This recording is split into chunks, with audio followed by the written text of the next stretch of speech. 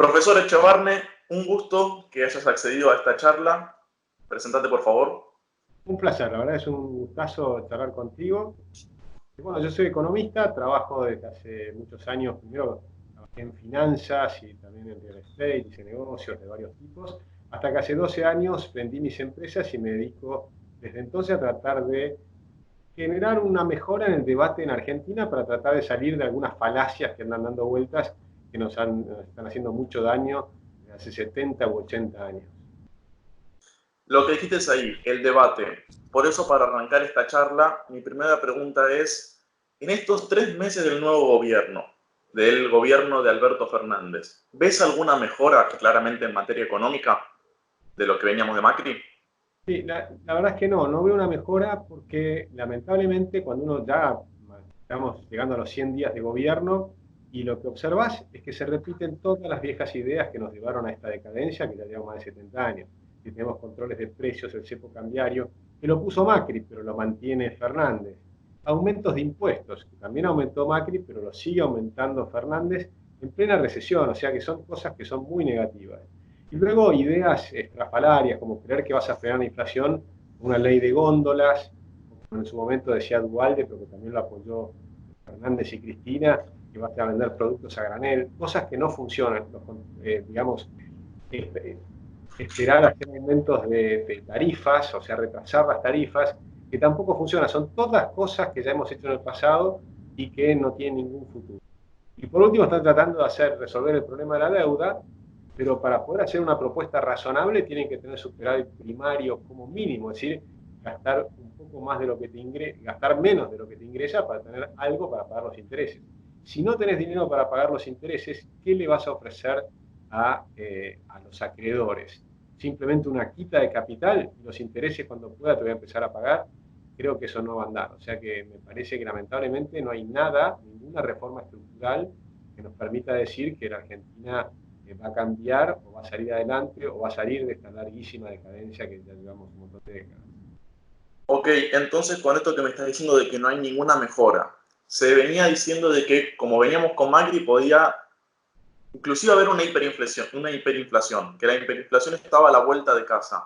¿Sigue estando este peligro o es inexistente ya? No, bueno, la hiperinflación es todo un proceso que depende de muchos factores. Lo que está claro es que estamos en una alta inflación que venía retrocediendo un poco en el índice de inflación que maneja el gobierno, pero justamente porque estás retrasando tarifas, el cepo cambiario, son todos temas de inflación reprimida, que las vas reprimiendo hoy, pero que más adelante vuelve a estallar. Y ahí es donde se puede producir el fenómeno de la hiperinflación. Si vos vas reprimiendo la inflación, reprimiéndola, mantenés la emisión monetaria, como hacen ellos, emiten deuda del Banco Central, que son estas famosas LELIQs, que van aumentando fuertemente. Todo eso se va acumulando en una gran presión, en algún punto puede tener un brote hiperinflacionario si no se hacen cambios profundos, ¿verdad? Ok. Entonces, a ver, necesito tu mirada de todo esto. Si vos fueras actualmente Guzmán o Echevarne, el que vos quieras, pero serías el ministro de Economía actualmente, ¿qué medida tomarías ya, mañana? Y lo primero que hago es renunciar. Por favor, necesitamos tu ayuda. A ver, ministro, ¿qué es lo que Lo haría que usted? pasa es que necesitas algo más que el Ministerio de Economía, necesitas un consenso para hacer las reformas que hay que hacer. Argentina debe hacer reformas muy profundas que requieren el apoyo también del Congreso, ¿no? Algunas cosas que se pueden hacer directamente que ya está en la ley, por ejemplo, la reforma del Estado. Argentina, y sobre todo ahora con todo el problema del coronavirus que agrava todo este problema, pero igual sin contar esto, ya veníamos con todo lo suficiente como a tener una flor de crisis. Argentina necesita una reforma del Estado para achicar el gasto público. Esa reforma te va a permitir también bajar los impuestos. Además, tenés que hacer una enorme desregulación, es decir, todas cosas que van a aliviar la vida de las empresas y de los trabajadores en el sector privado. Después tenés que eliminar la inflación. Cuando si haces estas cosas previamente, es más fácil eliminar la inflación. Por ejemplo, haciendo una dolarización de la economía.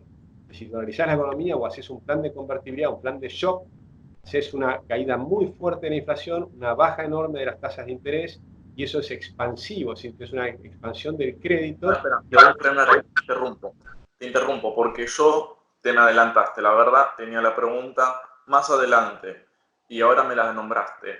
¿es una vía factible dolarizar la economía? Totalmente. Dolarizar la economía tiene sus pros y sus contras. El pro que tiene es que volvés a tener moneda. Argentina no tiene una moneda sana, lo que tiene es una moneda falsificada por los políticos, que es el peso. Explicar con detalle, o sea, fácil, de por qué no tenemos una moneda. Fácil eso. Porque la moneda tiene que tener tres requisitos. Un requisito es que es un medio universal de cambio, es decir, que vos podrías utilizarla en cualquier parte del mundo. Cosa que acá no ocurre. Salís de la frontera de Argentina y obviamente nadie quiere un peso. El segundo es que tiene que ser una moneda de cuenta, unidad de cuenta, tiene que servir para contar. Pero un metro que se va achicando permanentemente no te sirve para medir. Del mismo modo, una moneda que se va achicando perfectamente, no puedes vender una casa en pesos, porque todos los meses debería cambiar de valor. O un auto en pesos, lo mismo, todos los meses va cambiando de valor. Nadie sabe cuánto valen los autos en pesos. Tienes que estar pensándolo en una moneda sólida y por eso en Argentina la mayor parte de la gente para pensar en lo que vale un auto o pensar en lo que vale una casa, lo pensás en dólares, porque en pesos va variando. Y Entonces, ¿es factible ¿no? eliminar el peso y dejar el dólar como moneda de curso legal o se tendría que hacer otra moneda nueva? Sí, pero déjame terminar. Un tercer tema. El tercer tema es que tiene que ser reserva de valor.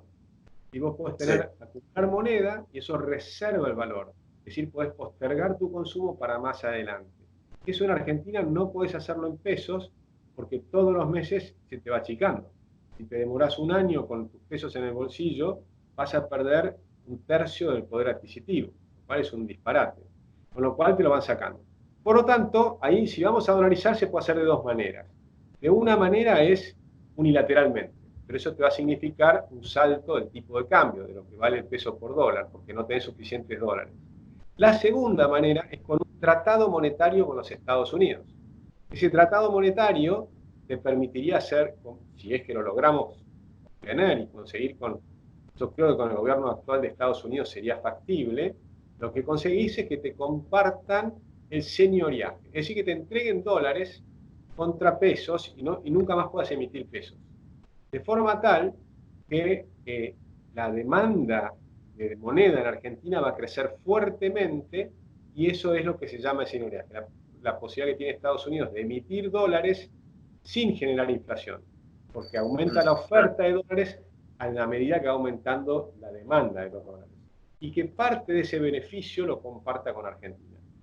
Esa sería la manera de hacerlo. Otra manera es con la convertibilidad, que ya lo ha hecho Argentina. A medida que entra un dólar, emitís un peso.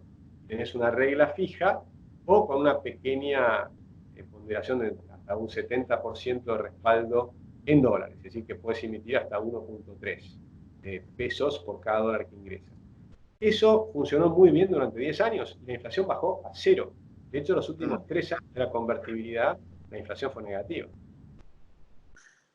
Junto a esto que me decís de que el peso no tiene, no me da la capacidad a mí para poder yo ahorrar.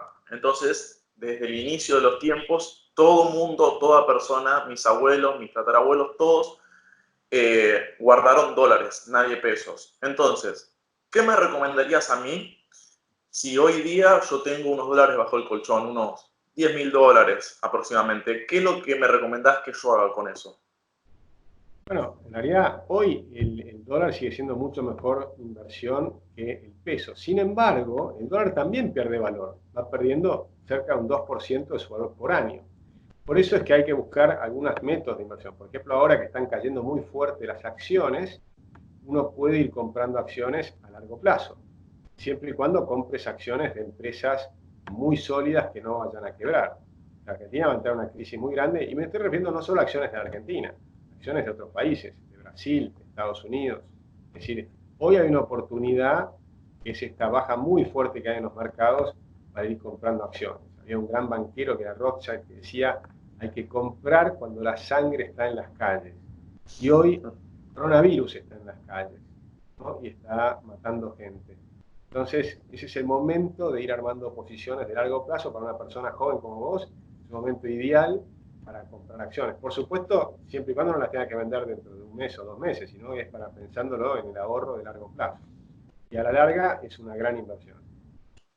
Ok, entonces vos me estás reafirmando una vez más tu teoría de que la inflación es un fenómeno 100% monetario. Sin duda, la inflación es un fenómeno monetario, pero hay que tener en cuenta de oferta y de demanda de dinero. Lo que puede pasar, por ejemplo, durante el gobierno de Macri, él tuvo un promedio de más de 30% de emisión monetaria, pero durante un tiempito cayó. Sin embargo, en ese momento donde dejó de emitir o emitió menos durante unos meses, no es que es inmediato que de pronto baja la inflación, sino que depende también de la demanda.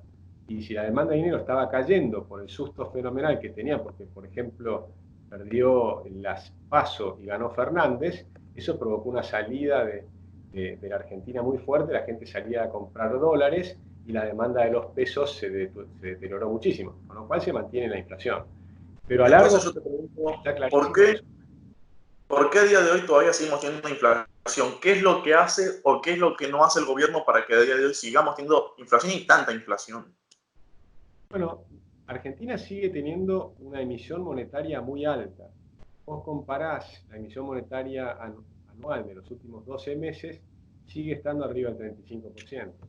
Pero además hay un problema de fuga de los pesos. O sea, la gente tiene miedo del peso, se desprende de los pesos porque sabe que se deteriora su valor. Por lo tanto, la demanda de dinero es mucho menor que hace 10 años, y es menor que hace 25 años, y es menor que hace 30 años, en porcentaje de lo que se transa en la economía. Es decir, que cada vez la gente se trata de desprender más rápido de esos pesos. Y eso te genera también una aceleración de la inflación. Ahora, en los últimos tiempos, estamos en este fenómeno que hablamos hace un ratito, son todos estos controles para tratar de reprimir la inflación.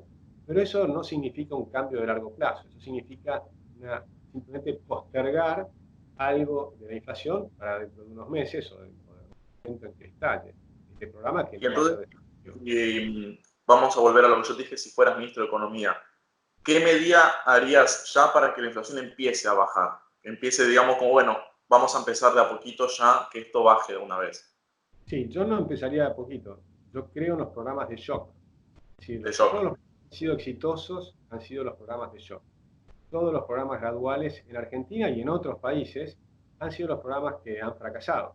Por ejemplo, en todo el bloque soviético, 5 países hicieron programas de shock, más de 10 países hicieron programas graduales. Los 5 que funcionaron son los de shock. Y el programa de shock es o una convertibilidad o una dolarización. Pero junto con eso, la reforma del Estado, la desregulación de la economía, y una cosa muy importante es flexibilizar los mercados laborales o el mercado laboral.